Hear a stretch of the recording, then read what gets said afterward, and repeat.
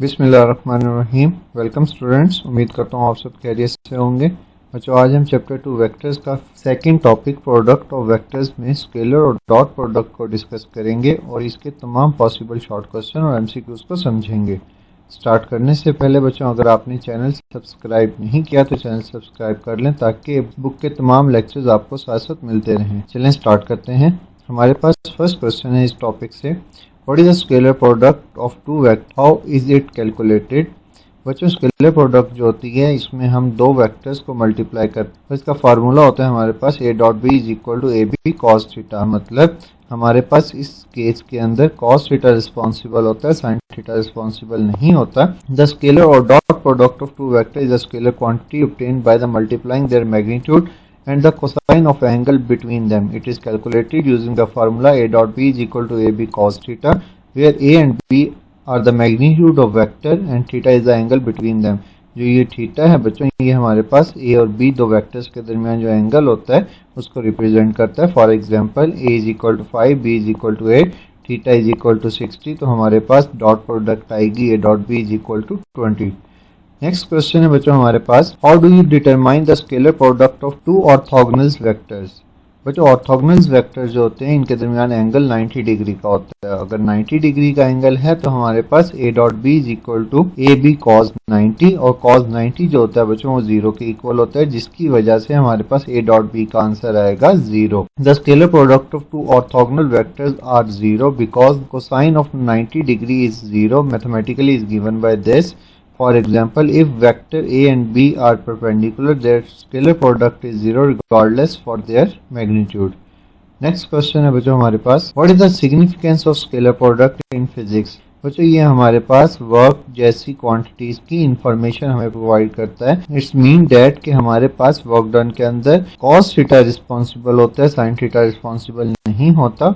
The scalar product is significant in physics as it helps determine quantities like work and power. For example, work is calculated as W is equal to F dot D, where F is the force and D is the displacement. The scalar product tells us how much the force contributes to the displacement in the direction of force. Next question है बच्चों हमारे पास, find the scalar product of unit vector I and J.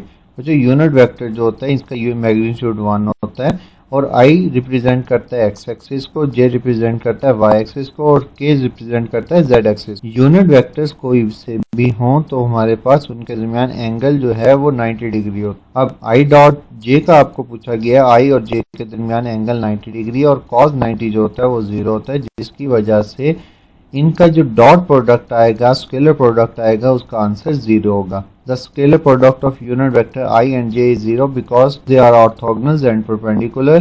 But mathematically, I dot J is equal to cos 90 is equal to 0. This demonstrates that unit vector along perpendicular direction do not align with each other. How can you compute the scalar product of vector given their components?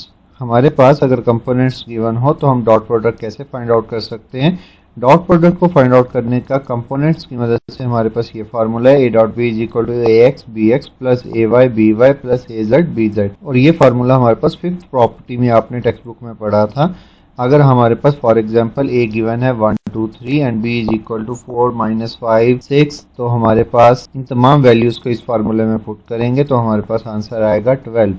इसी तरह next question, इस तरह का भी question आपके पास board में आ सकता है। a is equal to 3 4, b is equal to 2 1। ये हमारे पास टू डिमेंशनल वेक्टर्स हैं और यहाँ पर इन दोनों की जब डॉट प्रोडक्ट लेंगे तो वो हमारे पास आएगी 6 + 4 इज इक्वल टू 10। नेक्स्ट हमारे पास एमसीक्यूज है, what is the result of scalar product of two vectors.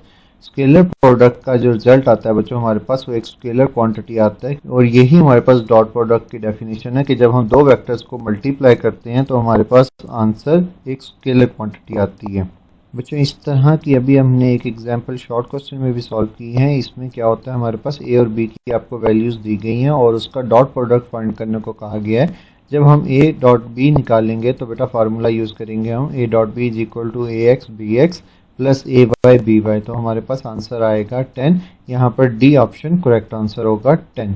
Next question है बच्चों हमारे पास, if the angle between the vector A and B is 90, what is A dot B. बच्चों, अब यहाँ पर हमारे पास सिर्फ एंगल गिवन है और cos 90 जो होता है बच्चों हमारे पास 0 के इक्वल होता है, तो हमारे पास डॉट प्रोडक्ट भी 0 के इक्वल आएगी।